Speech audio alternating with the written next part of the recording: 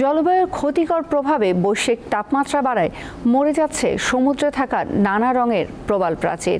এতে আবাসস্থল হারিয়ে অন্যত্র চলে যাচ্ছে মাছ ও অন্যান্য জলজ প্রাণী। ফলে হুমকির মুখে পড়েছেন মৎস্যজীবীরা। সৌন্দর্যের পাশাপাশি জলজ বাস্তুতন্ত্রে গুরুত্বপূর্ণ অবদান রাখে হরেক রঙের বৈচিত্র্যময় প্রবাল প্রাচীর, যা সামুদ্রিক জীব থেকে শুরু করে লাখো মানুষের খাদ্য ও জীবিকার উৎস। এমনকি সমুদ্রের দুর্যোগপূর্ণ ঢেউ ও বন্যার ক্ষতি থেকে উপকূলকে রক্ষায় বড় ভূমিকা রাখে এই প্রবাল প্রাচীর। জলবায়ুর ক্ষতিকর প্রভাবে বৈশ্বিক উষ্ণতা বেড়ে যাওয়ায় সামুদ্রিক জীববৈচিত্র্যের গুরুত্বপূর্ণ এই উপাদানটি আজ বিপন্ন।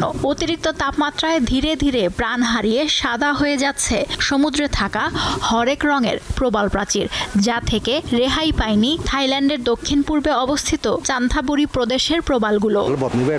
ব্যাংককের বাজারে বেশিরভাগ সামুদ্রিক খাদ্যপণ্যের যোগান দেয় চান্তাবুরি প্রদেশের মৎস্যজীবীরা। তবে প্রবাল মরে যাওয়ায় কমে এসেছে মাছ ও অন্যান্য সামুদ্রিক পণ্যের যোগান। ফলে ভাটা পড়েছে এসব মানুষের আয়।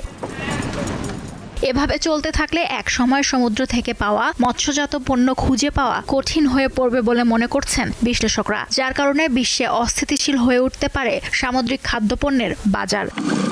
থাইল্যান্ড উপসাগরের 50% এবং আন্দামান সাগরের 30% প্রবাল পুরোপুরি নষ্টের পথে। এসবের জন্য জলবায়ুর ক্ষতিকর প্রভাব ছাড়াও সমুদ্র ভ্রমণে যাওয়া পর্যটকদের ব্যবহৃত প্লাস্টিক পণ্য ও ময়লাকে অন্যতম কারণ হিসেবে দেখছে থাই কর্তৃপক্ষ। লুৎফা ফৌজিয়া, দীপ্ত, বার্তাকক্ষ।